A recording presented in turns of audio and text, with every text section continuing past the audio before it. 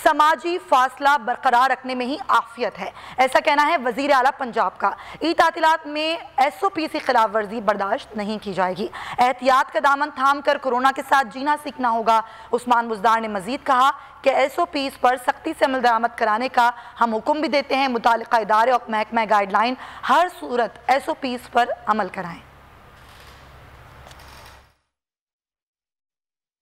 समाजी फासला बरकरार रखने में ही आफियत है, ऐसा कहना है वजीर आला पंजाब का। ईद तातीलात में SOP की खिलाफ वर्जी बर्दाश्त नहीं की जाएगी।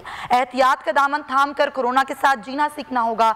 उस्मान बुज़दार ने मजीद कहा कि SOPs पर सख्ती से अमल दरामद कराने का हम हुक्म भी देते हैं। मुतालिका इदारे और महकमा गाइडलाइन हर सूरत SOPs पर अमल कराएं।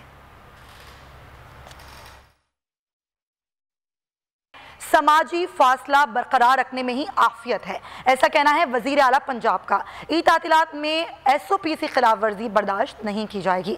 एहतियात का दामन थाम कर कोरोना के साथ जीना सीखना होगा। उस्मान बुज़दार ने मजीद कहा कि SOPs पर सख्ती से अमल दरामद कराने का हम हुक्म भी देते हैं। मुतालिका इदारे और महकमा गाइडलाइन हर सूरत SOPs पर अमल कराएं।